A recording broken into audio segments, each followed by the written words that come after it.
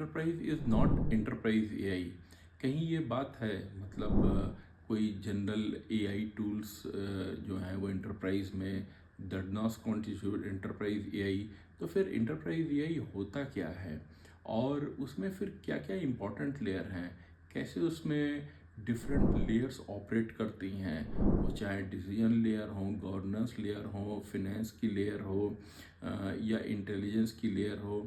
तो इस एपिसोड में मैंने पूरा बताया है कि for a enterprise AI which are the important layers, और कहीं वो लेयर्स नहीं होंगी तो कैसे फेलियर हो सकता है, क्यों ये लेयर्स इम्पॉर्टेंट हैं। आप बोल सकते हैं ये उसके इंटरप्राइज एआई के कंपोनेंट हैं। इन सब के बारे में पूरा मैंने इस एपिसोड में बनाया है, तो चलिए देखते हैं। तो चलिए समझते हैं इंटरप्राइज एआई के कंपोनेंट क्यों हैं और क्यों मैटर करते हैं। तो उसके पहले थोड़ा सा एक इंटरप्राइज एआई के बारे में भी समझते हैं, क्योंकि इंटरप्राइज एआई कोई एक मॉडल अपग्रेड नहीं है। ये एक इंस्टीट्यूशनल ऑपरेटिंग सिस्टम है, और यहाँ पे फोकस जो है वो डिसीजन, अकाउंटेबिलिटी, इकोनॉमिक्स और कंट्रोल पे है। गोल ये है कि आप मूव करें जो कुछ भी pilots to durable enterprise capability. कई बार ये देखा गया है कि एआई जो है वो पायलट या पीओसी वर्क में उस मोड में काम करता है, पर प्रोडक्शन में ब्रेक करता है और डिसीजन लीक मतलब अक्रॉस द सिस्टम होते हैं। अकाउंटेबिलिटी क्लियर नहीं होती है और रिस्क जो है अकुमुलेट होता जाता है धीमे धीमे over the time, till the time it hits with the big crisis. AI in enterprise क्या सेम है एंटरप्राइज एआई? नहीं, क्योंकि एआई इन एंटरप्राइज ये हुआ कि आपने कुछ टूल यूज़ कर लिया, कुछ डैशबोर्ड यूज़ कर लिया, कोई पायलट रन कर लिया, ईमेल कुछ अच्छी से लिख ली, एक डॉक्यूमेंट बना लिया, पीपीटी बना ली। But that's not enterprise AI. Enterprise AI is govern decision making system. तो की शिफ्ट यहाँ पर जो है वो एग्जीक्यूशन से जजमेंट की ओर जा रहा है। और की क्वेश्चन यही है कि आउटकम जो आ रहा है कौन उसे ओन करता है। That can not be own by A machine, वो एक ह्यूमन ही ओन करेगा। तो who owns the outcome, and that is what the crux of the enterprise AI, govern decision making system. तो कहीं हम एक पूरा व्यू लें तो enterprise AI is a system of system, और हर लेयर जो सॉल्व करती है एक डिफरेंट फेलियर मोड को सॉल्व करती है। मिसिंग लेयर जो है, कहीं कोई लेयर मिसिंग है तो वो साइलेंट रिस्क एक तरह से बना रहा है। और stronger model cannot compensate for the weak governance. आप मॉडल एक्यूरेसी बहुत अच्छा एक्यूरेट मॉडल है, पर गवर्नेंस वीक है तो थिंग्स विल कोलैप्स। तो that is the main thing which you have to remember in enterprise AI. तो इसमें पहली लेयर होती है डिसीजन लेयर की। वो क्या है? जो कि डिफाइन करता है डिसीजन एआई कैन इन्फ्लुएंस और मेक, और ये सेपरेट करता है जजमेंट फ्रॉम एग्जीक्यूशन, असाइन करता है ओनरशिप एंड एस्केलेशन पाथ, और ट्रांसफॉर्म करता है AI output into accountable decision. मतलब क्योंकि ये कौन उसमें से जिम्मेदारी ले रहा है, निर्णय ले रहा है कि कौन सा काम यहाँ पर होना चाहिए। नो, तो decision create liability not code. Regulator audit decision not model को। रेगुलेटर ये चेक करेंगे कि डिसीजन कैसे लिया गया, क्यों लिया गया, किसने लिया। Again board also care about the decision ownership. कोई मॉडल एक्यूरेसी वहाँ पे नहीं देखेगा। और decision clarity enable trust as scale, क्योंकि जितनी ज़्यादा ये चीज़ें क्लियर होंगी, ट्रांसपेरेंट होंगी कि कौन डिसीजन लेता है, वो फिर एक ट्रस्ट इनेबल करता है, फिर चीज़ें एक्चुअली में ज़्यादा तेज़ी से होती हैं। तो फेलियर विदाउट डिसीजन लेयर क्या होता है? एआई रिकमेंडेशन मतलब क्वाइटली बिकम एक्शन उनका, क्योंकि डिसीजन कुछ ने लिया नहीं था तो वो होता गया। No single owner for the bad outcome. कहीं कुछ गलती हुई तो मतलब हर कोई एक दूसरे के पास बॉल पास कर रहा है कि नहीं ये मेरा नहीं था, ये मेरा नहीं था, मैंने ये डिसीजन नहीं लिया था, किसी और ने लिया था। और इंसिडेंट जो कहीं कुछ इंसिडेंट हुआ भी, तो वो एक पॉलिटिकल इशू बन जाता है, क्योंकि हर कोई अपने पास से बॉल पास कर रहा है कि नहीं ये मेरी गलती नहीं थी, ये मेरा डिसीजन नहीं था। और रिस्क कंपाउंड होता रहता है without visibility on, till it really collapse. उसके बाद आती है हमारा इंटेलिजेंस लेयर। इंटेलिजेंस लेयर में model, agent, planner, rule, heuristic आते हैं, जो इंक्लूड करते हैं ML, gen AI, symbolic logic. इसमें reasoning system, not just prediction engine.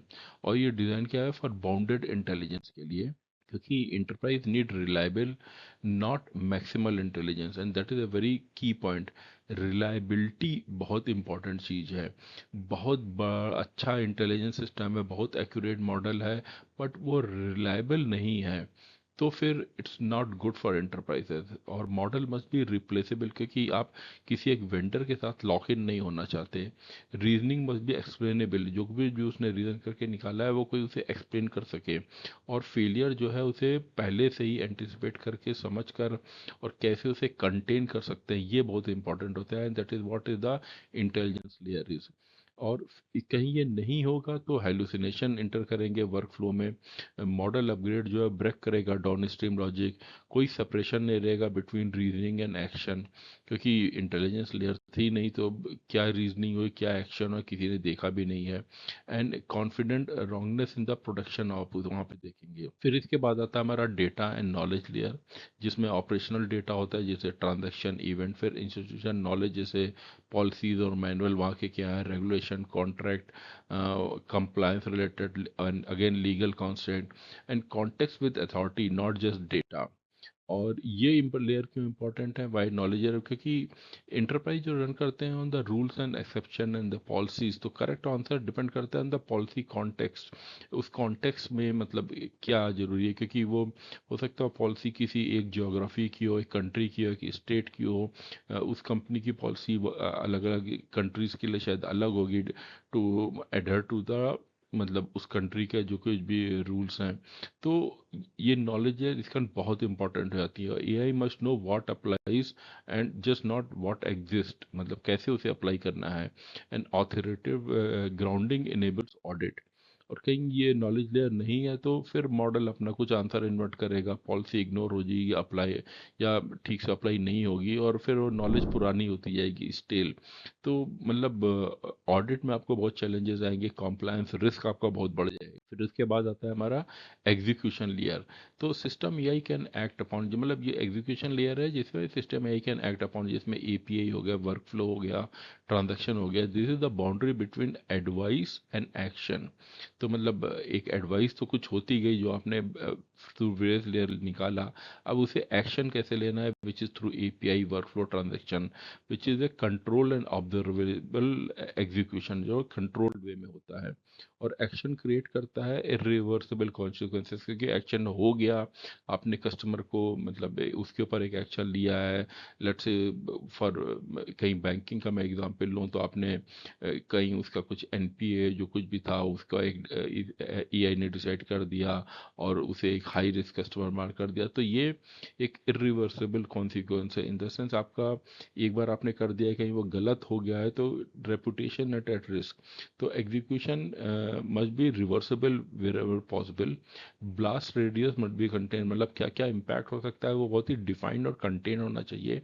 और ऑब्जर्वेबिलिटी इज मैंडेटरी, क्या हुआ था कैसे हुआ था वो सब डेटा यहाँ पर रहना चाहिए। और फेलियर विदाउट मतलब क्या कैसे होगा, क्योंकि यहाँ पर एग्जीक्यूशन कहीं कंट्रोल नहीं है तो एजेंट बहुत ही फ्रीली कुछ काम करेंगे। नो रोल बैक और किल स्विच, मतलब कुछ आप रोल बैक नहीं कर सकते या आपको स्टॉप करना इमीडिएटली नहीं कर सकते। और सिंगल एरर जो है प्रोपोगेट करती जाती है widely. And operational incident escalate करते हैं रैपिडली। गवर्नेंस उसके बाद अगला जो लेयर आती है that is a governance and control layer, जिसमें policy, guardrail, approval, risk classification और एस्केलेशन होते हैं, ऑडिट ट्रेल एंड ओवरराइड होता है। और ये हम बोल सकते हैं institutional memory of AI decision होता है। गवर्नेंस क्यों नॉन नेगोशिएबल है, क्योंकि रेगुलेटर जो है डिमांड करते हैं ट्रेसेबिलिटी के लिए, बोर्ड डिमांड करता है अकाउंटेबिलिटी के लिए, and human in the room must be real. वो एक रबर स्टैम्प नहीं है, वो रियली में चेक करता है और उसके बाद अप्रूव करता है। गवर्नेंस इनेबल सेफ स्केल, क्योंकि जब एक गवर्नेंस होती है तो आप फिर स्केल कर सकते हैं, क्योंकि आपको भरोसा है कि चीज़ें आप ब्रेक नहीं करेंगे, या कहीं कुछ एक्सेप्शन केसेस होंगे तो उनके पास आपके पास आंसर है, गवर्नेंस है, और तभी स्केल हो पा रहा है। कहीं गवर्नेंस नहीं होगा तो मतलब वो सिंबॉलिक ह्यूमन ओवरसाइट होगी, no defensible accountability, and post incident मतलब केओस एक तरह से हो जाएगा।